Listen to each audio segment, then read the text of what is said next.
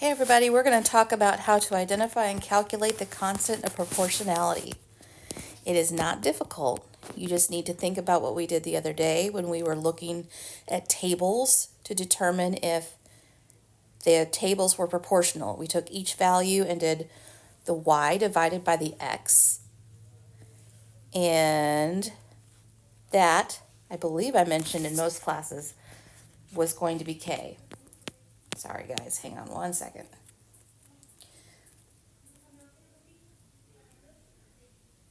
All right, so let's talk about K. Not special K or agent K. Here we go. All right, constant proportionality. We're going to take the y and divide by the x. So we'll be given a table or we'll be given a word problem and it will say this is the y, this is the x. So to find K, we'll do y divided by x every single time. Then we're going to write an equation using the formula y equals kx. Okay, every single time. So follow along, and I think you're going to catch on pretty quick. All right. To help the environment and make some extra money, Hakeem takes his empty cans to the recycling shop. There's a proportional relationship between the weight in pounds of cans Hakeem brings in, X, and the amount in dollars that the shop pays him, Y. So here we see that in our table. Y is the dollars, X is the pounds. So we already know this is proportional because they're telling us it is. But if I wanted to check, I could do 2 divided by 5 would be 2/5 or 0.4. 4 over 10 would simplify to 2/5, so it'd be the same. Same goes for 10 over 25 and 20 over 50. Since they're telling us that we're assuming it's proportional, we don't have to do that. I can just pick any values for K to find K. So if K equals y divided by x, let's say I wanted to take the last one, 20 divided by 50, I would still get 0.4 for my K. So if I know K equals 0.4, all I have to do is write the equation, and I have y equals K times X is the equation I'm going to use every single time. But now I'm going to put in place of K, I'm going to put 0.4. So I'm just going to rewrite it. Y equals 0.4 X. So the two things I was trying to find,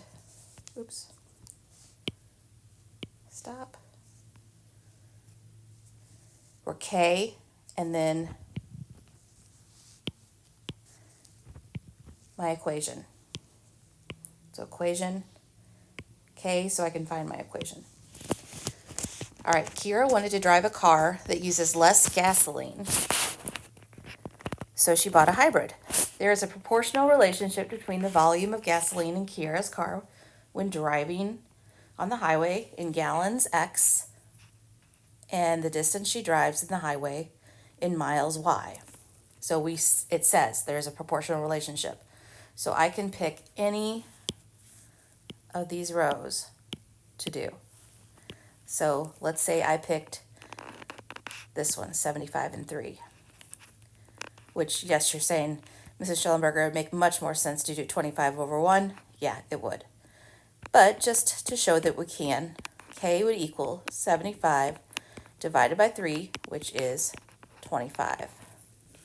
So if my K is 25, all I need to do is write my equation, y equals 25x. That's it. Find K, write the equation. Now, if I don't have a table and I have word problems, I might have to double check to make sure which is my y and which is my x. So let's try these next few. A florist sells a dozen roses for $35.40. So we have a dozen roses, which is 12, spoiler alert. She sells the individual roses for the same unit cost. Write an equation to represent the relationship between the number of roses, x, and the total cost of the roses, y. So just to make sure I'm getting it right, my y over x, my y would be the total cost, and my x would be the number of roses. So the cost was $35.40. The number of roses was 12. So let's divide. And this is going to give me my unit price, which is also the cost per rose. So 35.40 divided by 12. I got $2.95. So my K, or the unit price, is $2.95 per rose. So now we need to write the equation. So my equation is going to be y equals 2.95x. So there's part 1 done. Part 2 says, how much would 18 roses cost? Well, up here we saw that roses was our x. So that means x equals 18. So if I plug that into my equation, I'm going to have y equals 295 times 18. So let's multiply that out.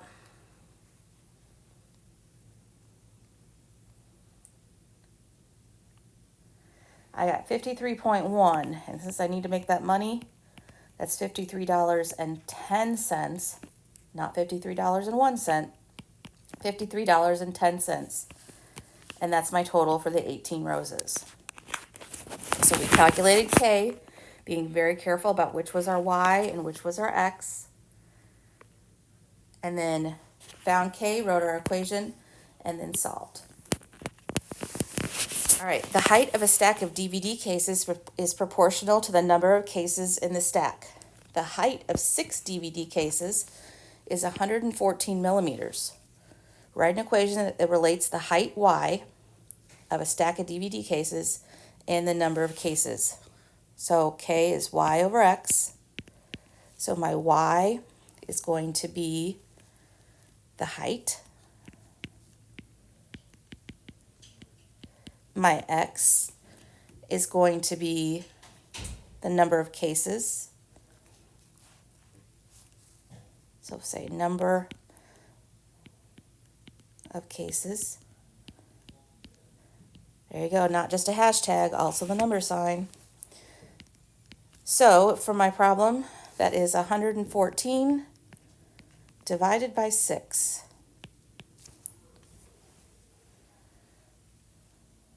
So 114 divided by 6 is 19. So that means my K is 19. So let's write the equation. Y equals 19x. There we go. First part done. Now it says,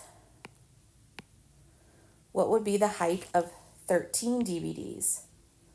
The number of cases is the number of DVDs, so that means X is 13. So I'm going to plug that in. Y equals 19 times 13. So let's punch that in. I got 247. So that's 247, and I was calculating the height, which is Y, so that would be millimeters. Okay. All right, last one. Anne's car can travel 228 miles on 6 gallons of gasoline. Write an equation to represent the distance Y in miles. So the distance is Y. Anne's car can travel on X gallons of gas. So we have our Y over X. Y is the distance. X is gallons of gas. So you can tell I'm going to be calculating the distance per gallon or miles per gallon. So 228 divided by 6. Let's find out our miles per gallon. So 228 divided by 6 is 38. So that means K is 38. It's miles per gallon. So let's write our equation. Y equals 38x. Then it's asking us if Anne's car used 7 gallons of gas during the trip, how far did Anne drive? So x is 7. So y equals 38 times 7. So 38 times 7 is 266. And y was the distance, so that's 266 miles. So we got our equation, and then we solve. All right.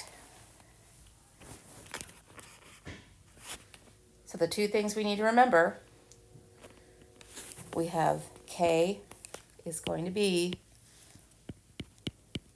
y over x. It's y over x every time. And if we have a word problem, we're going to make sure that we're getting the correct y and the correct x. And then we write the equation, y equals whatever K is times x. And then we can solve.